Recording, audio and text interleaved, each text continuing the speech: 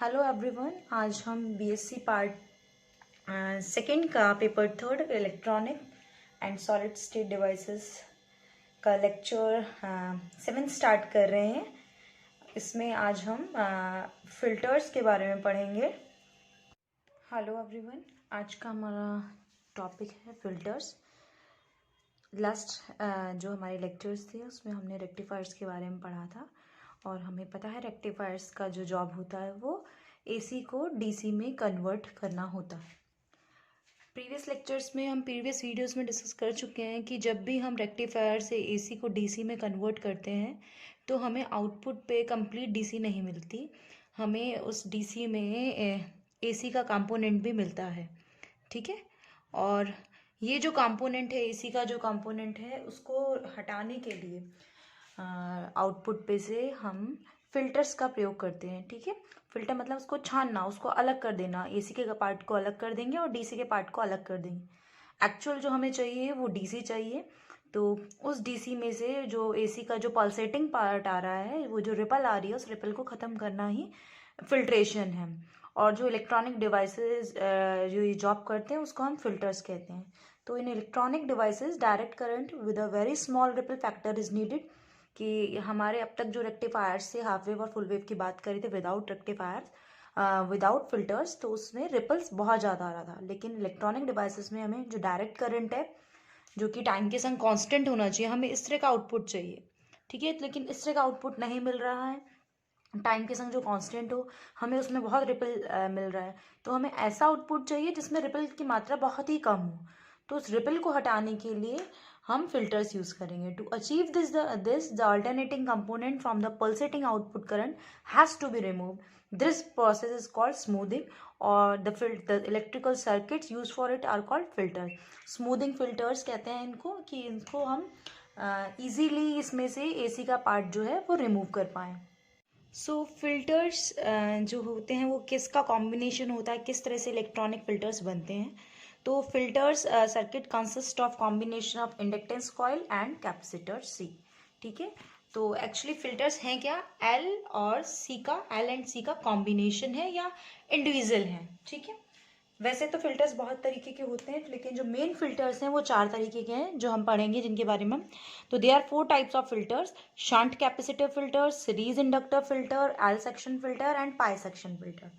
ठीक है, shunt capacitor filter का मतलब है कि ऐसा सर्किट जिसमें कि कैपेसिटर को पैरेलल, लोड के पैरेलल लगाया गया हो। ठीक है, पैरेलल में सी का कॉम्बिनेशन किया गया हो। ठीक है, सीरीज इंडक्टर फिल्टर का मतलब है कि लोड के सीरीज में एल लगाया गया हो ना। ठीक है, सीरीज में एल जो है कॉइल लगाई गई हो, तो ये सीरीज इंडक्टर फिल्टर कहलाता है। एल सेक्शन फिल्टर और पाई सेक्शन फिल्टर बेसिकली क्या है, कॉम्बिनेशन है एल और सी के। जहाँ फर्स्ट जो फिल्टर है शंट कैपेसिटर है, वो सिंगल कैपेसिटर की वजह से वो फिल्टर बना हुआ है, उसमें सिंगल कैपेसिटर है जो कि पैरेलल में लगाया गया है। सीरीज इंडक्टर फिल्टर जिसमें सिंगल एल है जो कि सीरीज में लगा हुआ है, और एल सेक्शन फिल्टर है जिसमें एल और सी का कॉम्बिनेशन है और एल और सी आपस में सीरीज में जुड़े हुए हैं। ठीक है, ये एल है और ये सी है, ये आपस में सीरीज में जुड़े हुए हैं। क्योंकि इनकी जो शेप है वो एल फॉर्म है, that's why this filter is called L section filter. ठीक है, नेक्स्ट जो आपका फिल्टर है वो है पाई सेक्शन फिल्टर।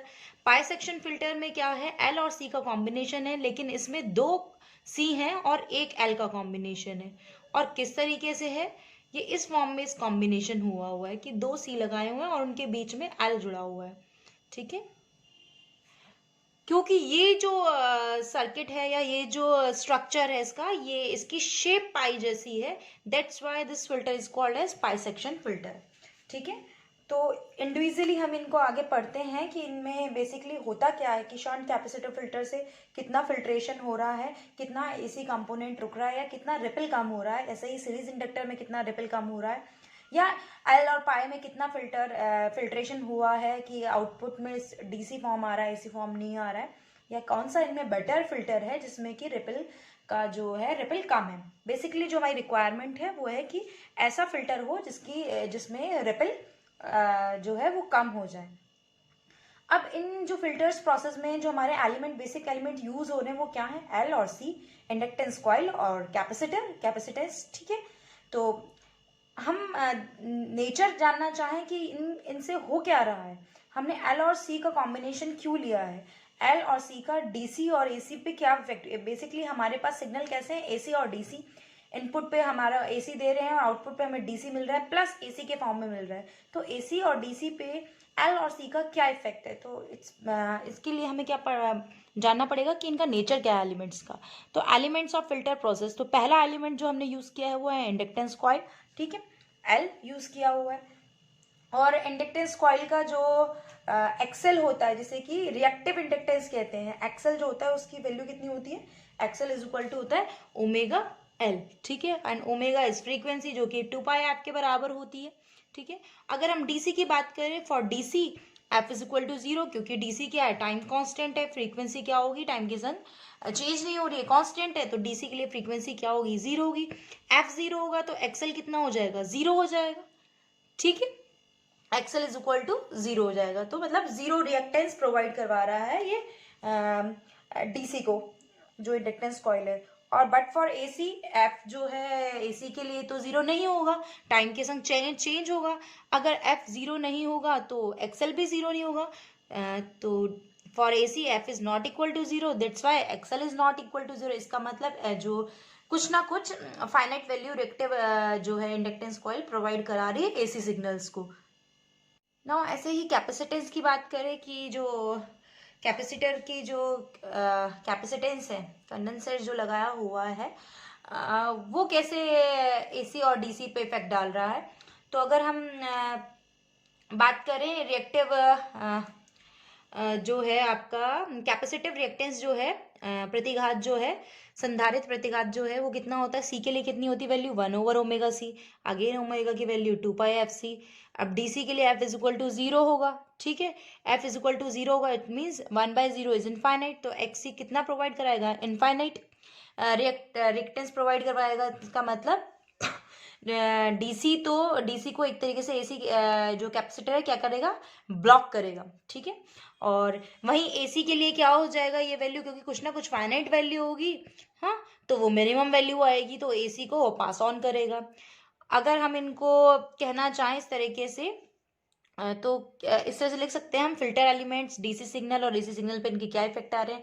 तो इंडक्टिव जो कॉइल है, इंडक्टेंस जो होगी वो एक्सेल इज इक्वल टू 0 मिलेगा, तो वो अलाउ करेगा डीसी को पास होने के लिए, ठीक है, और ब्लॉक करेगा हायर वैल्यूज की एसी सिग्नल को। ऑब्वियस है, क्योंकि वो एसी की जो वैल्यू है वो एक्सेल के लिए क्या हो रहा है, 2πf पे डिपेंड करिए, 2πfl हो रहा है, और एफ जितना ज्यादा वैल्यू होगी उतना उसको वो इंडक्टेंस कॉइल रोकेगी, ब्लॉक करेगी। वहीं कैपेसिटेंस की बात करें तो डीसी के लिए एक्सी कितना आ रहा है, इनफाइनाइट, तो इसका मतलब वो ये डीसी सिग्नल को ब्लॉक करेगा, और एक्सी जो है minimum value of reactance provide कराएगा एसी सिग्नल के लिए, इसका मतलब एसी को बाईपास करेगा, ठीक है।